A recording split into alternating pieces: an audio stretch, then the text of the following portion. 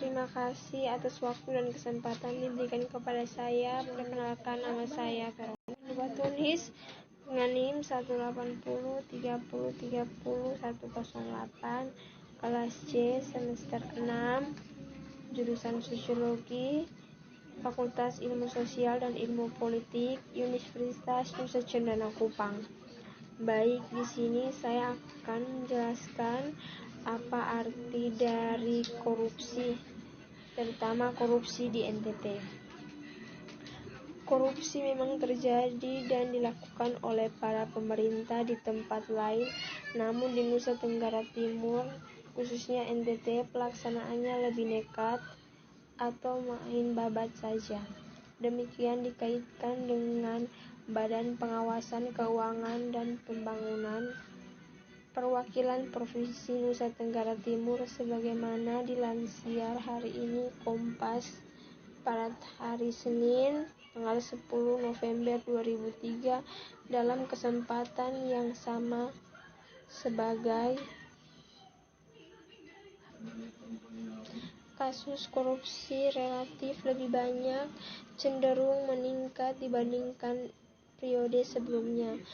Untuk umum 2003 tercatat 30 objek pemeriksaan yang diminta tim penyelidik, jaksa dan polisi untuk diperiksa. Contoh kasusnya adalah kasus Rumpon di Balu dengan 4,3 miliar rupiah, di Kupang 3,8 miliar, kasus Rumah Sakit Umum Kupang 5,3 miliar, dan proyek sarana kesehatan 15 miliar.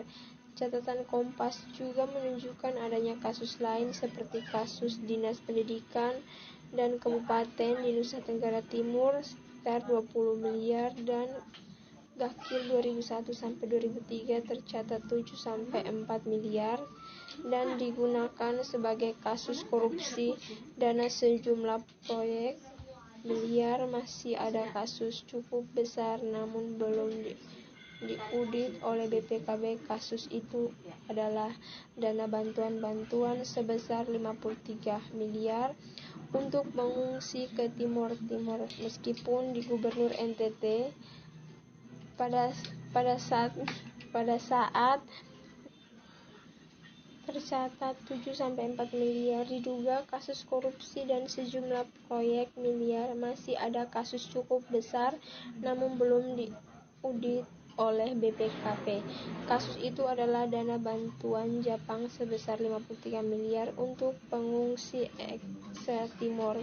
Meskipun Gubernur NTT pada saat memberikan pembekalan kepada anggota DPRD Nusa Tenggara Timur pada tanggal 17 Oktober 2003 mengatakan telah meminta BPKP untuk menyelidikkan hal ini, ternyata tidak dibantah oleh Martinus yang mengatur bahwa pemerintahan auditif terhadap pemakaian dana sebesar 53 miliar tersebut belum pernah ada lebih lanjut.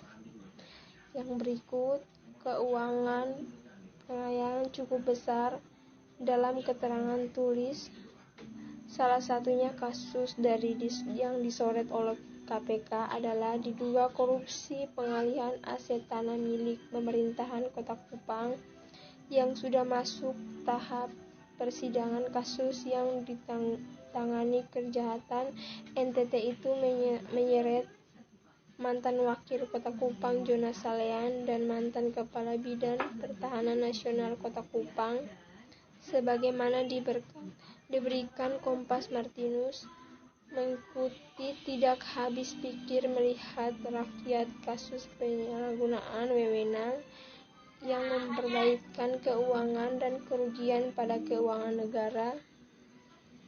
Banyak tidak yang memenuhi unsur-unsur tidak dapat korupsi, tetapi dalam kenyataan sehari-hari berjalan biasa-biasa saja. Demikian kata Martinus kepada harian Kompas. Menurut Martinus, sebagaimana dinyatakan kepada wartawan dan diikuti oleh harian Suara Karya, budaya korupsi di Nusa Tenggara Timur Busiro menegaskan bahwa para koruptor sudah tak memiliki kalbu dan kejujuran orang jujur. Lanjutnya, tidak lepas dari itu agama bukan sekedar pembahasan otak-bahasan kejujuran penting, namun mengatakan agama itu adalah kejujuran ketika kasus korupsi ini menggambarkan demokrasi keluarga, keinginan korupsi lewat kewenangan yang ada. Masalah moral di dalam keuangan di dalam lingkungan yang paling kecil, yakni rumah tangga, dapat mempengaruhi kehidupan pejabat. Menyebutkan dari rumah tangga muncul virus-virus berkembangnya saat mendapatkan jabatan publik menjadi sarana alat tindakan korupsi. Tanpa mengidamkan integrasi baru memicu korupsi, salah satu kebijakan investasi dan ekonomi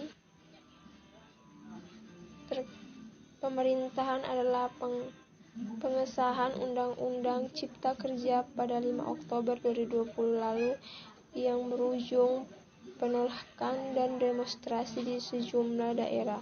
Sementara itu, dalam laporan poin Indonesia di 3 indeks penyusunan tercapai setengah waktu pelaku korupsi yang upaya pemerintahan menanggulangi korupsi tetap 37 poin skor indikator ini terkait akuntansi prosedur keuangan negara yang diselenggarakan pejabat untuk pribadi atau partai. Penyelidikan 73 penuntutan sampai 87 putusan indikar akan menghasilkan putusan. Pada 2020 KPK melakukan 111 penyelidikan sampai dengan 91 penyelidikan, 57,75 penutupan, 92 putusan indikasi dengan menegaskan 108 putusan.